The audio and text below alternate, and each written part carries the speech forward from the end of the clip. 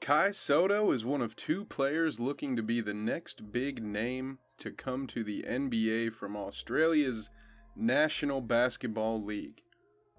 Sotto's stock is volatile, landing in the late first round on some mock drafts, while other experts have him out of the draft altogether. Will Sotto join the likes of Lamelo Ball and Josh Giddey as the next NBL lottery pick? Kai Sotto 2022 NBA Draft Profile. Amateur and pro career. Born in Las Piñas, the Philippines in 2002, Sotto began playing basketball at the age of 4. He represented the Philippines in the 2018 FIBA Under-16 Asian Championship, where he averaged a double-double and was named to the tournament's first team. Later that year, Sotto would average 16.5 points and 10.5 rebounds, while leading his country to their best finish ever in the FIBA Under-18 World Cup. Sotto again played for the Philippines in the 2019 FIBA Under-19 World Cup, where he averaged 11.7 points, 7.9 rebounds, and a tournament best 3.1 blocks per game. In 2019, Sotto moved to the United States to pursue a basketball career. The four-star recruit would attend the Skill Factory in Atlanta, Georgia, earning offers from several Division I programs before joining the NBA G League Ignite. Scheduling and logistical issues brought on by the pandemic would ultimately derail Sotto's Ignite experience. Choosing to play for the Philippine national team in the 2021 FIBA Asia Cup qualifiers meant that he would miss several games for the Ignite. This would ultimately lead to Sotto signing with the Adelaide 36ers of the NBL in April of 2021. Sotto played in 23 games for the 36ers, averaging 15.3 minutes played per contest.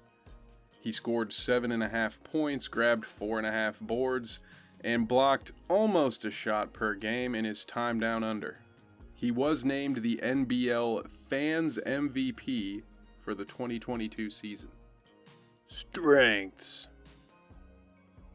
Listed at 7'2", it is no surprise that rebounding ranks highly on Sotto's skill set.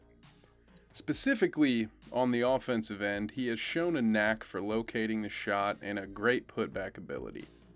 He has some range, shooting a nice mid-range jumper and connecting on 38% of his three-point attempts for the 36ers. However, he only took 13 shots from beyond the arc in Australia and will need to show more consistency in that aspect. The form is there, though, and I expect Sotto to have a nice shooting touch in the league. He has a nice face-up mid-range stroke that passes the eye test, and he shoots nearly 70% from the foul line, which is great for a guy his size. Along with this, Sotto has shown that he can drive to the rim and has a nice touch near the basket. On the defensive end, his shot blocking is what makes Sotto intriguing.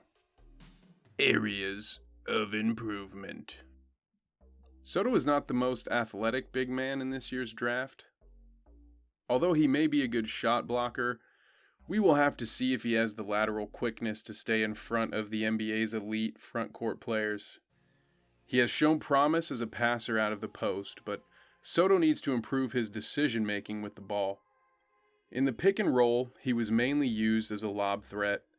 He has some mid-range game to become a dual threat in that role, but time will tell if that becomes the case. Sotto's post-game needs work. He has some moves, but was below average in points per possession among his peers in the NBL. NBA player comparison.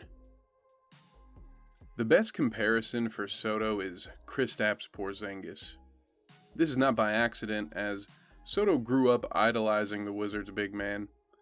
They both have a soft shooting touch and the ability to block shots with their enormously lanky frames. Sotto is raw, but there is a ton of potential here, especially on the offensive end. Sotto also idolized Tim Duncan, and while I'm not willing to grant him any comparison in that regard, it should be noted that the playmaking ability out of the post is a skill of Sotto's that is just scratching the surface of its potential. 2022 NBA Draft Projection. Good luck with this one. Depending on whom you are listening to, Sotto is either the next unicorn draft prospect / candidate for steal of the draft if taken anywhere outside of the lottery. Other scouts and analysts have him outside of their top 60. Let's settle somewhere in the middle. Sotto should absolutely be drafted on Thursday, not only for his potential in the front court, but for the added potential in the media. Sotto is en route to becoming the first NBA player who was born in the Philippines. His desire to represent his country on the international stage and the potential backing of an entire country should entice a team to take him near the end of the second round. But don't be surprised if he's off the board a bit sooner. Thank you so much for listening. Please subscribe if you would like. We have more draft profiles, big boards, mock drafts, everything you need heading into this Thursday's draft, and plenty more NBA offseason talk. But until then, thanks for listening.